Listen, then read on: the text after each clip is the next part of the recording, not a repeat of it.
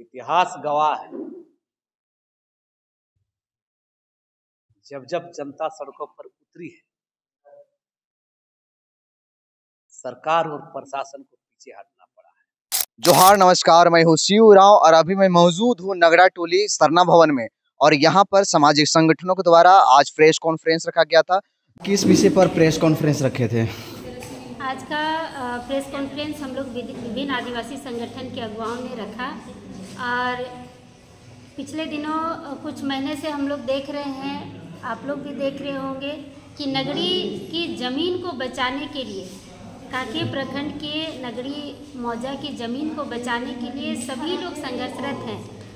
और वहाँ ग्रामीणों ने आह्वान किया है कि 24 अगस्त को हल जोतो रोपा रोपो का उन लोगों ने आह्वान किया है। और उनके समर्थन में आज ये प्रेस वार्ता रखी गई है कि हम लोग जितने भी सामाजिक संगठन के लोग हैं, पूरा टीम हम लोग उस ज़मीन पर हल जोतने के लिए, रोपा रोपने के लिए नगरी वासियों के साथ उतरेंगे। और साथ ही साथ आह्वान भी कर रहे हैं पूरे झारखंड वासियों को कि आइए और अपनी आदिवासी अस्मिता को बचाने के लिए आगे आइए, आदिवासी की ज़मीन को बचाने के लिए आगे आइए और एक इतिहास रचिए कि एकता में बल होता है, एकजुट होंगे तो ज़मीन बचेगी।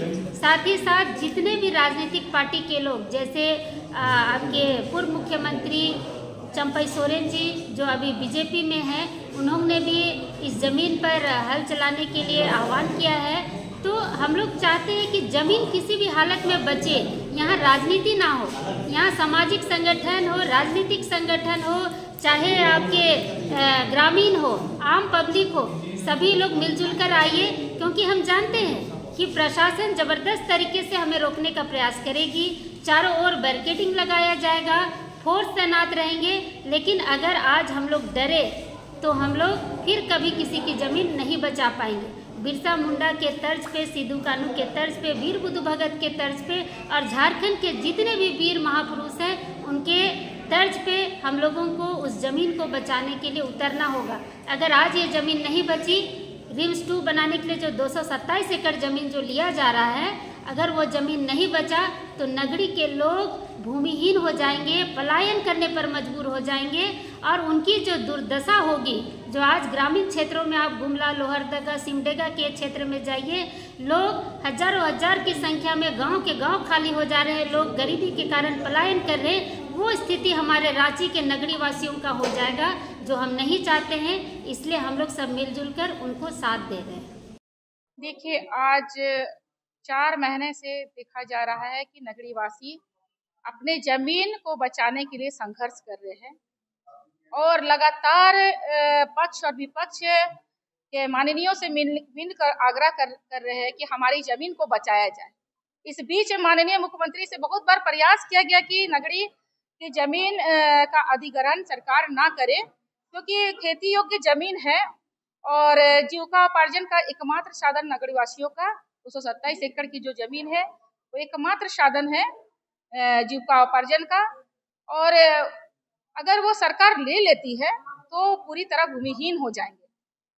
तो नगरी वासी का विरोध बस यही है कि जब ग्रामवासी ग्राम सभा बैठे और सारे लोगों ने बोला हम लोग मुआवजा नहीं लेंगे, बल्कि हमारी जमीन को हम लोगों को छोड़ दिया जाए और हम लोग आप रिम्स 2 बनाए। सरकार आदिवासी विकास विरोधी नहीं है, क्योंकि इससे पहले सुकुरहुट्टू में जमीन की नापी हुई हो रही थी, डीपीआर बनाने की बात थी, तो सुकुरहुट्टू में जाकर आप लोग बना सकते हैं। उसके बाद गुमलावासी भी बोल रहे थे कि सुदूर इलाके में अगर रिम्स 2 बनता है तो हमारे जैसे जितने भी ग्रामीण क्षेत्र के जो गरीब जनता है, उसको इतने दूर रिम्स 2 के लिए रांची नहीं आना पड़ेगा, तो वो लोग देने के लिए तैयार है रिम्स 2 के लिए जमीन।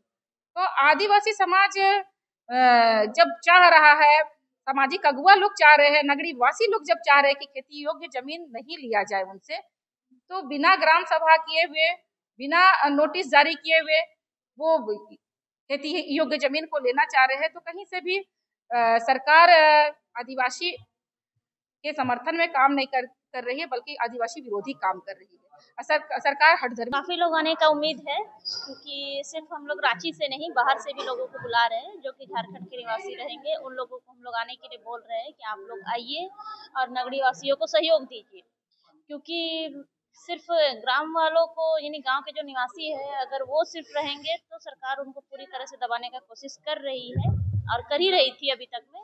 लेकिन अगर हम लोग सहयोग मिलजुल करके अगर करते हैं तो नगड़ी वासियों को काफी सहयोग होगा।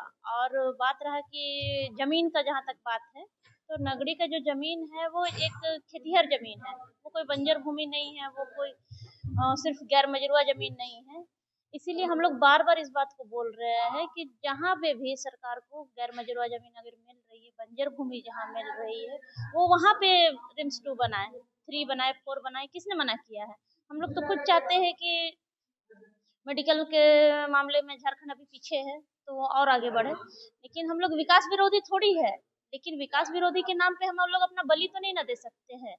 वो जमीन पे पूरा गांव खेती बाड़ी करता है, अपने बाल बच्चों को पालता पोसता है उसी खेती जमीन पे, और उससे ही उनका घर परिवार चल रहा है अभी तक। अगर वो जमीन चला जाएगा तो उनका क्या होगा? तो विरोध करना तो जायज है और उनका मांग भी जायज है। उनका जो अस्तित्व है, जिस जमीन से वो जुड़े हुए हैं, जब वही खत्म हो जाएगा तो वो जाएंगे कहाँ? तो उनको तो घर से बेघर करने वाला हिसाब सरकार कर रही है। और इस मामले में अगर सरकार नहीं सोचेगा तो कौन सोचेगा? तो हम लोग का यही है कि 24 तारीख को चंपई, माननीय पूर्व मुख्यमंत्री चंपई सोरेन जी की अगुवाई में हम लोग पूरा आदिवासी समाज और संगठन के लोग हल जोतो रोपा रोपो कार्यक्रम को बहुत अच्छे से करेंगे और अग्रणी भूमिका निभा करके करेंगे।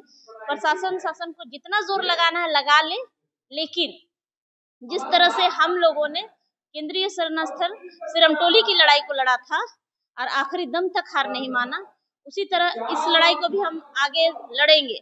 लेकिन नगड़ी के गांव वालों को हम लोग यही कहेंगे कि सिरमटोली तो बंदूक की नोक पर हमसे छीन लिया गया, नगड़ी की जमीन को बंदूक की नोक पे छीनने हम नहीं देंगे। बाकी सभी को आपके चैनल के माध्यम से जोहार रहेगा। जय झारखंड। इतिहास गवाह है,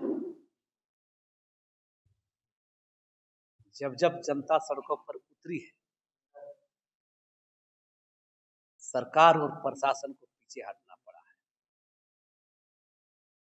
और नगरी का जो मामला है, ये आदिवासी समुदाय से जुड़ा मामला है। ब्रिटिश काल से लेकर अब तक जितने भी राइट्स लिए हैं, अधिकार लिए हैं आदिवासी समुदाय, वो लड़के हासिल किया है। तो अगर प्रशासन कितनी भी तैयारी कर ले, जनता की लड़ाई जारी है। अब सवाल है, सरकार अधर्मिता, तानाशाही रैया के तहत जैसे सरकारें करती आई है, झूठा मुकदमा, जेल, गिरफ्तारी, तो ये सब देखा जाएगा जो होगा। लेकिन हम इस बात को स्पष्ट करना चाहते हैं कि नगरी के जमीन के मामले में देश का जो न्यायपालिका है, कार्यपालिका है, विधायिका है, सब कटघरे में है। जब हम नगरी पर बात करते हैं तो बहुत बातों को स्पष्ट होना चाहिए। जैसा कि सरकार द्वारा कहा जाता है कि वर्ष 1957-58 में उस जमीन का अधिग्रहण किया गया था कृषि विश्वविद्यालय के नाम पर।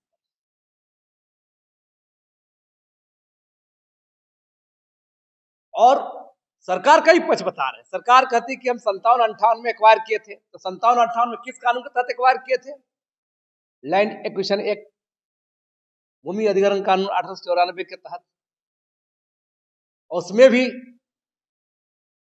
धारा 17(4) के तहत अति आवश्यक कारणों से। तो वहां भी बहुत सवाल है। जब ये लैंड एक्विजिशन एक्ट, जब जमीन एक्वायर कर रहे थे तो भारत का संविधान 1950 से बना था, और भारत का संविधान 1950 में ही बना है, तो पांचवी अनुसूची का इलाका भी चिन्हित है।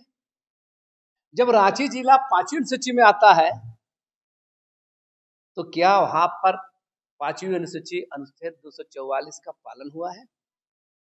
सवाल यह है कि जिस लैंड एक्विजिशन एक्ट भूमि अधिग्रहण कानून के तहत अति आवश्यक कारणों से जमीन एक्वायर किए थे, तो जरा बताइए कि आप 60-70 साल क्या किए? अति आवश्यक कारण तो 4-5 साल 10 साल के अंदर करना चाहिए था। तो 60-70 साल बाद जमीन पर आज क्यों आया? तब तो नियम है, लैंड एक्विजिशन एक्ट में नियम है, सामान्य कानून जो है भूमि अधिग्रहण कानून, उसमें नियम है कि किसान को वापस करना चाहिए भूस्वामी को। तो आपस क्यों नहीं किए? अब सवाल इससे आगे बढ़िए, आप जिन उद्देश्यों के लिए ले रहे थे उन मूल उद्देश्य से हट रहे हैं।